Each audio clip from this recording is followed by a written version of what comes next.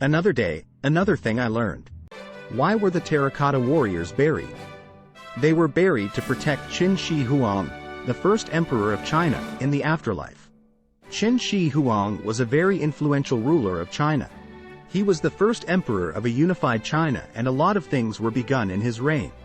He combined many walls that already existed into the Great Wall of China, started a road-building campaign, and many significant inventions came about in his reign. He managed to take over several other clans, making the first country of China, and he called himself emperor. His China was nowhere near as big as modern China, but he is a very important figure in Chinese history. The Terracotta Warriors are an army of soldiers, generals, horses, carts, chariots, and all of the other things that go together to make up an army.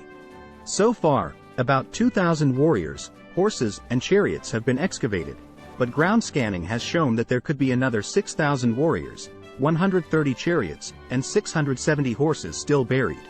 They are being left for now because when they are dug up, the paint on them peels off in minutes, leaving them as the gray color we know. Tests on the paints show that they were originally painted in bright colors. There was no mold for the statues because each one of them is different, showing they were handmade. The Terracotta Warriors are in formation. There are infantry, archers, people leading horses, officials, and generals.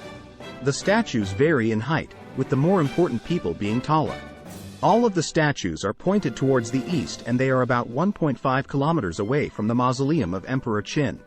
His mausoleum hasn't been excavated, but probes dug into the ground show that there are even more statues around his mausoleum. They are dancers, musicians, acrobats, and many other characters, along with animals as well.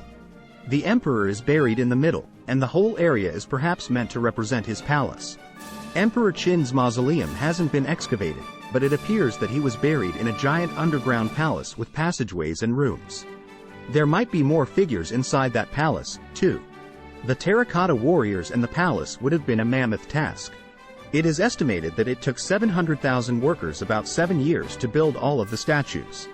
The first Terracotta Warriors were discovered in 1974 by workers who were digging a well outside the city of Xi'an in China.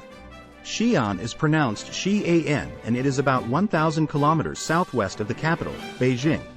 Xi'an might seem a strange location to have such an incredible archaeological discovery, but Beijing has only been the capital of China since 1949. Before that, many cities had capital status because many dynasties ruled different parts and different amounts of China.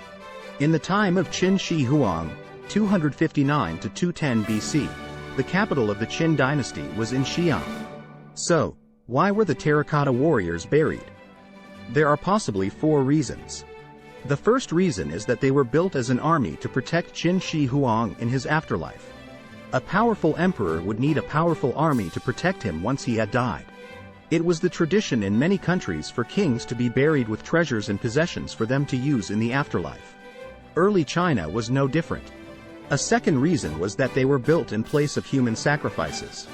A lot of early kings were buried with actual people. Their family and slaves were often sacrificed and buried with them.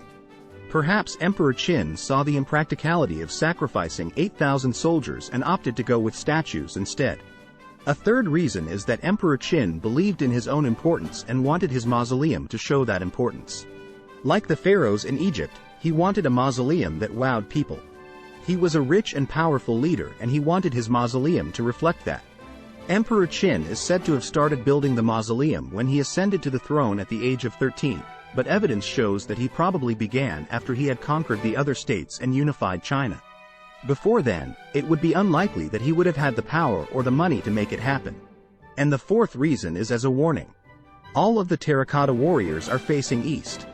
Emperor Qin had united all of the states to the west, and his next targets were the states to the east.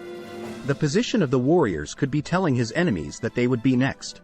That never happened because the Qin dynasty ended with Qin's son. And this is what I learned today.